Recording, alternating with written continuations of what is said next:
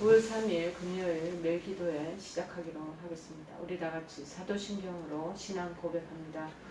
전능하사 천지를 만드신 하나님 아버지를 내가 믿사오며 그 외아들 우리 주 예수 그리스도를 믿사오니 이는 성령으로 잉태하사 동정녀 마리아에게 나시고 본디오 빌라도에게 고난을 받으사 십자가에 못 박혀 죽으시고 장사한 지 사흘 만에 죽은 자 가운데서 다시 살아나시며 하늘에 오르사 전능하신 하나님 우편에 앉아 계시다가 저리로서 사는 자와 죽은 자를 심판하러 오시리라. 성령을 믿사오며 거룩한 공회와 성도가 서로 교통하는 것과 죄를 사하여 주시는 것과 몸이 다시 사는 것과 영원히 사는 것을 믿사옵나이다. 아멘. 오늘 하나님께서 저희들에게 주시는 말씀은 신약성경 야고보서 2장 1절에서 13절을 보시겠습니다. 야고보서 2장 1절에서 13절인데 또 너무 기니까 5절까지만 제가 봉독하겠습니다. 페이지 수로는 372쪽입니다. 야고보서 2장 1절에서 5절입니다. 다 찾으신 줄 알고 제가 봉독해 드리겠습니다. 내 형제들아, 영광의 주 곧 우리 주 예수 그리스도에 대한 믿음을 너희가 가졌으니 사람을 차별하여 대하지 말라. 만일 너희 회당에 금가락지를 끼고 아름다운 옷을 입은 사람이 들어오고 또 남루한 옷을 입은 가난한 사람이 들어올 때에 너희가 아름다운 옷을 입은 자를 눈여겨보고 말하되 여기 좋은 자리에 앉으소서 하고 또 가난한 자에게 말하되 너는 여기 거기 서 있든지 내 발등상 아래에 앉으라 하면 너희끼리 서로 차별하며 악한 생각으로 판단하는 자가 되는 것이 아니냐. 내 사랑하는 형제들아, 들을지어다. 하나님이 세상에서 가난한 자를 택하사 믿음에 부여하게 하시고 또 자기를 사랑하는 자들에게 약속하신 나라를 상속으로 받게 하지 아니하셨느냐. 아멘.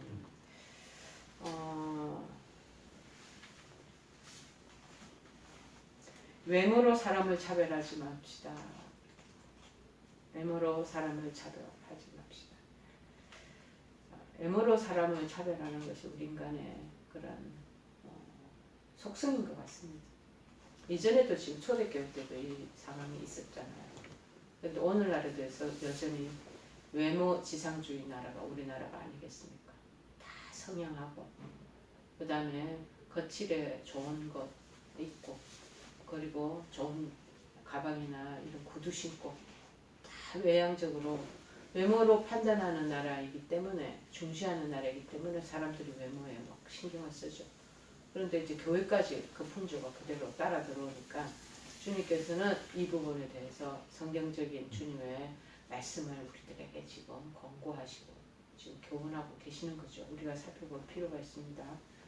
자, 주 예수 그리스도를 믿는 믿음을 가진 성도, 교회 식구들은 사람을 외모로 그래서 취해서는 안 된다는 그 부분을 지금 가르치고 계시는 거죠.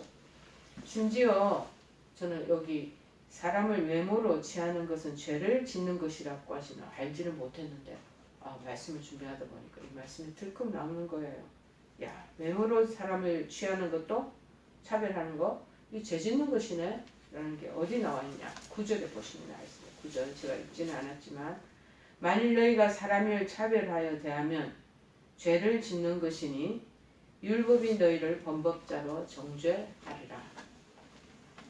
여러분, 그런데 진정 사람을 외모로 취하는 것이 그토록 죄악된 것이란 말입니까? 네, 맞습니다. 오늘 성경이 그렇다고 얘기를 하지 않습니까?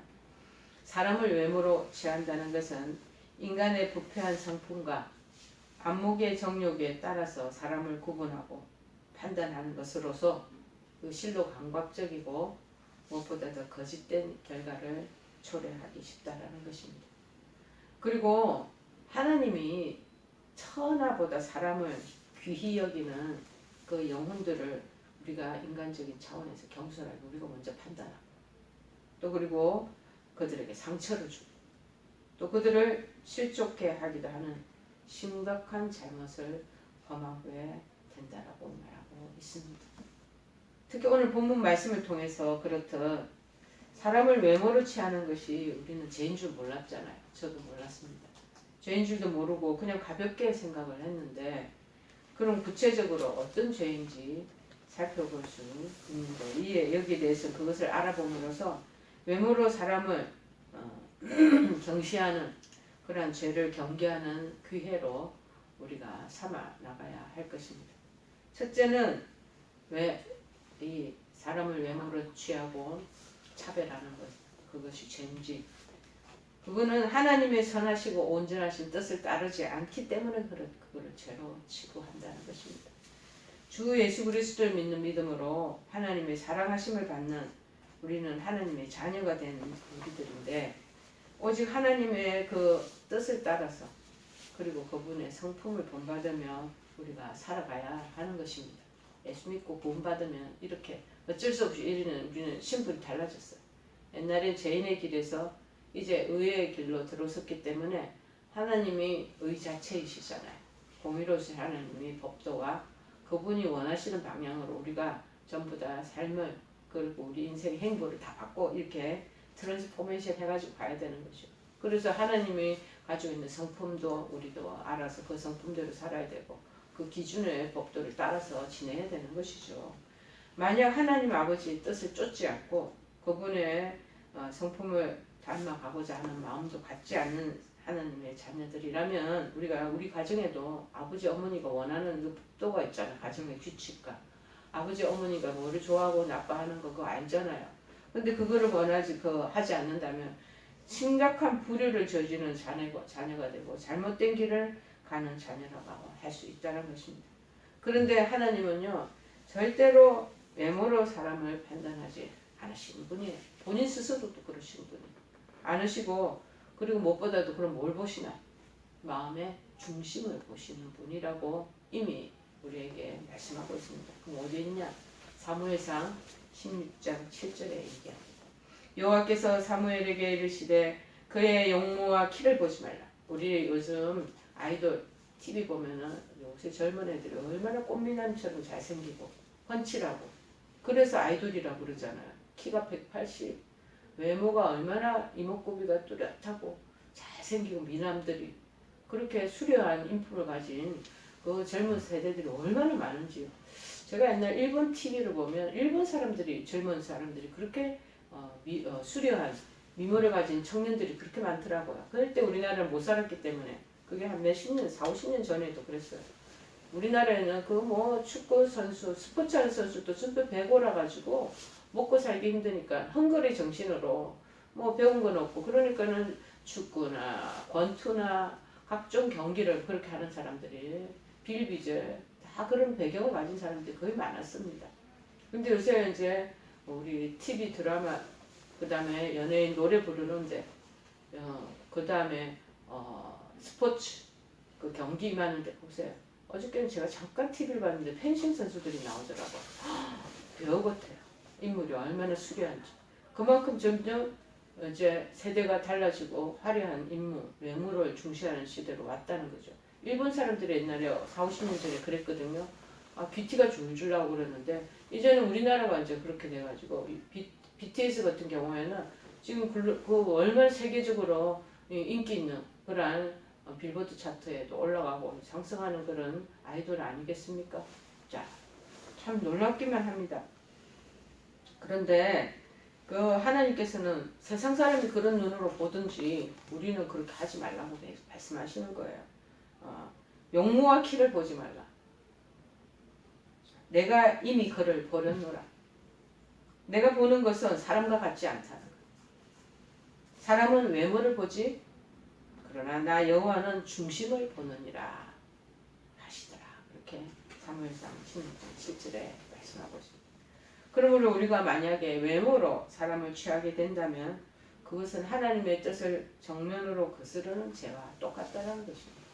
그래서 하나님의 선하시고 온전하신 뜻보다 자신의 불완전하고 그 다음에 무엇보다도 정욕적이며 세속적인 뜻을 앞세우고 있는 것이기 때문에 부패하고 교만한 죄에 속한다라고 말하고 계시는 것입니다. 자, 야고보서 3장 15절에 말합니다. 이러한 지혜는 위로부터 내려온 것이 아니요 땅 위의 것이요 정욕의 것이요 귀신의 것이라고까지 말하고 있습니다. 자, 외모로 사람을 자꾸 취해서 그렇게 우리가 배우자를 그렇게 찾고 구하고 그러면 그 외모 때문에 그 가정은 무너질 때가 많이 있습니다. 여러분 보기에는 훤칠하게 170, 180 인물 훤칠한 얼굴 수려한 얼굴을 가졌죠.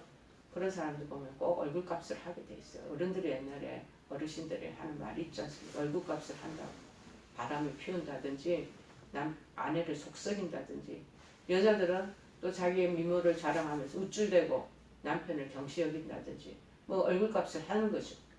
자 그래서 중심을 보는 게 중요하다. 중심을 보시는 하나님의 선한 뜻을 거스르는 그거 교만한 죄를 내려놓아야 한다고 말합니다. 오직 겸손한 자세로 하나님의 선하신 뜻을 쫓아서 사람을 중심을 보려고 노력하는 우리는 그러한 믿음의 교우들이 성도들이 되어야 할 줄을 믿습니다. 세상 사람들은 그걸 가치 기준을 가지고 TV 화면에 그런 사람들을 스크린에다 모아놓고 다 전부 다 화려한 자태를 가지고 그렇게 하겠지만 그들은 그렇게 세상적인 방법으로 살으라고 그러셔요. 그러나 우리 믿음의 사람은 거칠애로 보이는 게 다가 아니라 속중심, 마음의 중심에서 나오는 것이 진짜인 것을 여러분은 아셔야 되겠습니다. 두 번째는 뭐냐? 하나님의 사랑과 공평의 법을 지키지 않는 죄라는 것입니다. 자, 본문 8절에 보니까는요. 너희가 만일 성경에 기록된 대로 내 이웃 사랑하기를 내 몸과 같이 하라 하신 최고의 법을 지키면 잘하는 것이거니와 그렇게 말하고 있습니다. 이것은 이웃을 자기 몸처럼 사랑하는 것이 우리 성도들이 마땅히 지켜야 할 법임을 말하고 있습니다. 내 몸을 사랑하는 것처럼 내 이웃을 그렇게 살펴보고 그렇게 사랑해야 된다는 것. 안 되죠. 그러나 하나님은 그것을 원하신다는 거예요. 그러면 우리는 부모가 원하는 대로 그 방향을 틀어서 맞춰드리면서 보조를 맞추면서 살아가야 되지 않겠습니까? 사람을 메모로 취하게 되면 이런 하나님의 법을 지키지 못하는 불순종의 죄가 된다는 사실을 우리에게 알려주고 있습니다. 즉 모든 영혼은 조금 전에도 얘기한 것처럼 하나님이 천하보다 귀히 여기시는 소중한 자들이에요. 하나님의 아들, 딸들이에요. 그렇기 때문에 하나님은 그들이 가진 자이건 가난한 자이건 배웠던 것든지 잘 배웠든지 못 배웠든지 모든 조건을 다 떠나서 차별 없이 사랑하신다. 그러니까 우리 성도들에게도 그렇게 차별 없이 사랑할 것을 명백히 말씀의 법까지 정해놓고 그러게 우리에게 말씀하시는 것이죠. 왜? 우리가 눈을 보고 눈에 외모로 보이는 것 때문에 취향적으로 흘러가기 쉽기 때문에 그 본질을 잃어버리게 돼요. 사람의 마음이 어떤지 모르고 벌써부터 혹하는 경우가. 그래서 아내들이 얼마나 속 썩는 남편 때문에 어려움을 겪는 인생들이 많습니까? 상담을 하면 그런 분들이 너무나 많이 있는 것을 볼 수 있습니다. 그럼에도 불구하고 이웃을 향해서는 외모와 외부적인 조건을 기준으로 판단하고 차별적으로 대하는 거, 구별하는 거 그거 하지 말아야 된다는 거. 바로 차별함 없이 모든 이웃을 사랑하는 마음으로 지켜봐라. 마태복음 22장 39절에 똑같이 나와 있네요.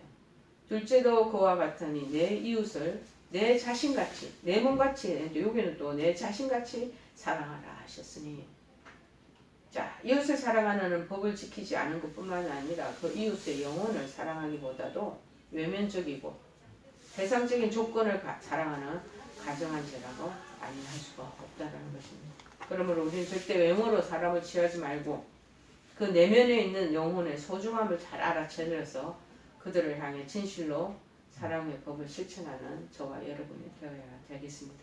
세 번째는 왜 그 외모로 사람을 취하고 차별하는 것을 죄라고 그러냐.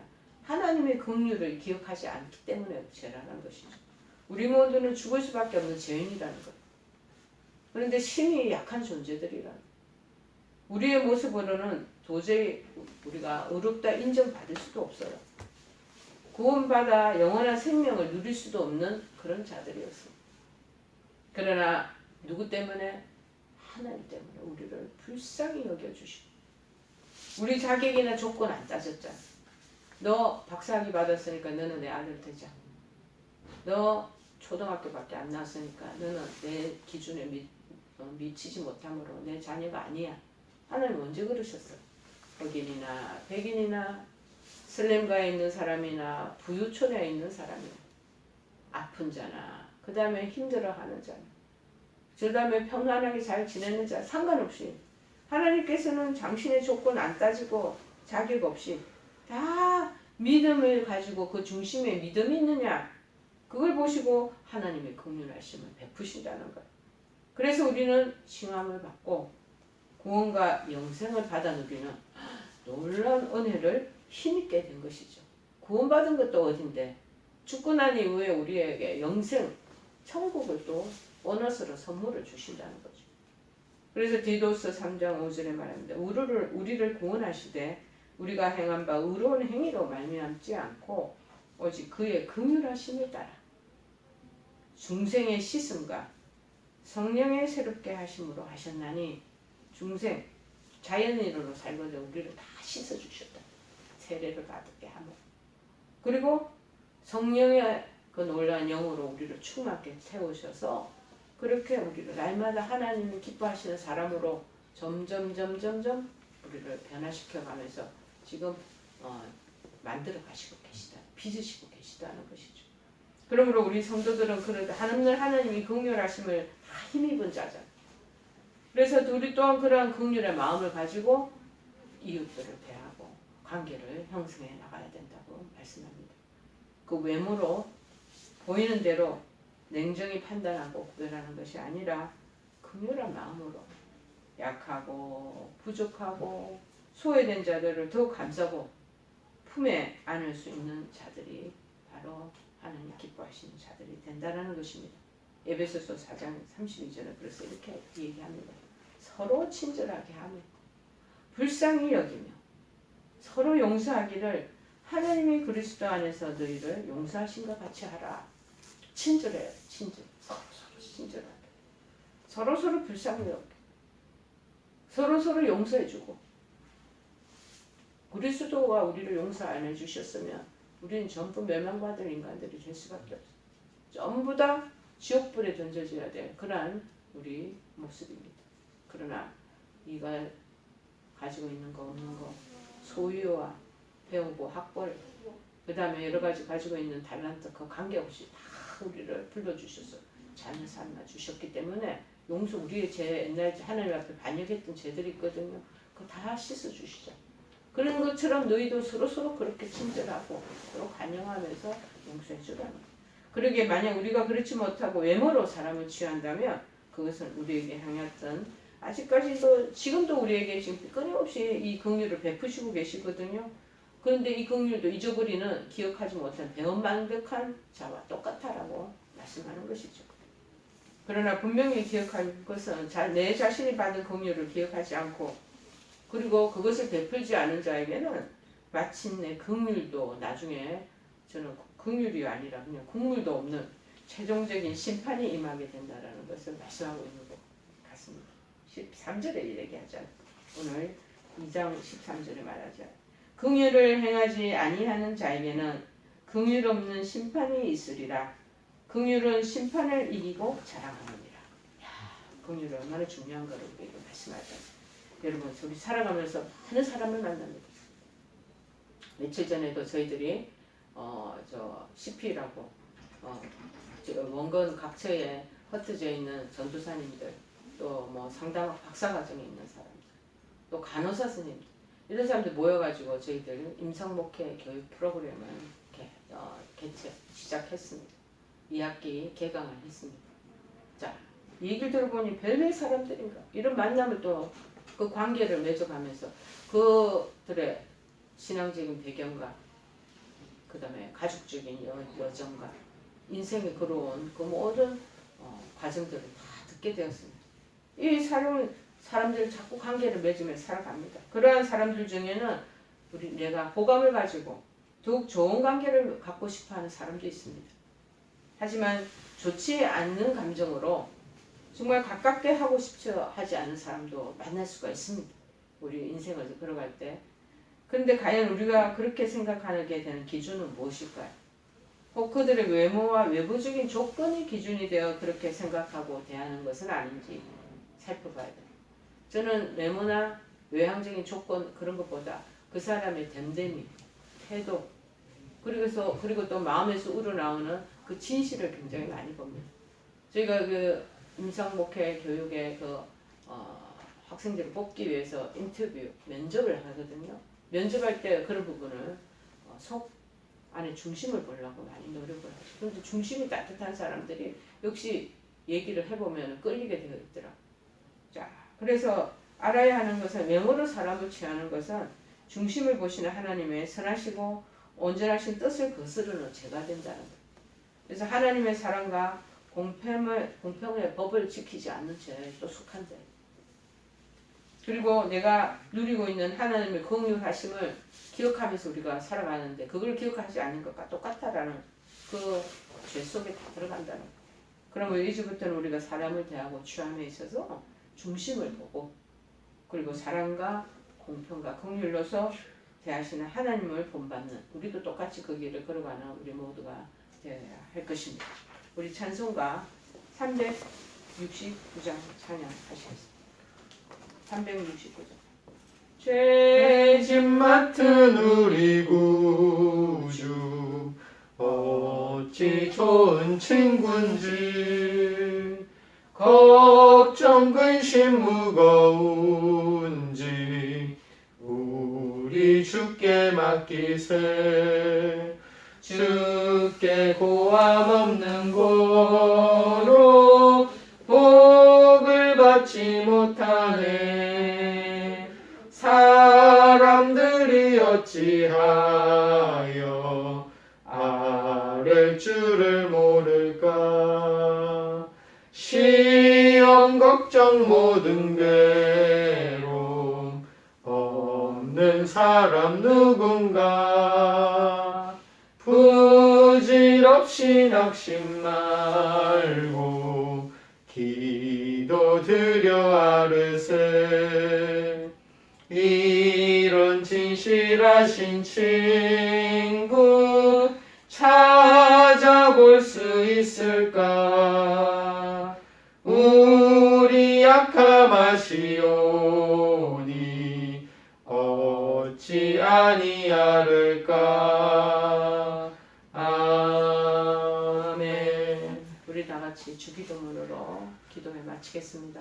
하늘에 계신 우리 아버지여, 이름이 거룩히 여김을 받으시오며 나라의 마옵시며 뜻이 하늘에서 이룬 것 같이 땅에서도 이루어지이다. 오늘날 우리에게 일용할 양식을 주옵시고 우리가 우리에게 죄 지은 자를 사하여 준 것 같이 우리의 죄를 사하여 주옵시고 우리를 시험에 들게 하지 마옵시고 다만 악에서 구하옵소서. 대개 나라와 권세와 영광이 아버지께 영원히 있사옵나이다. 아멘.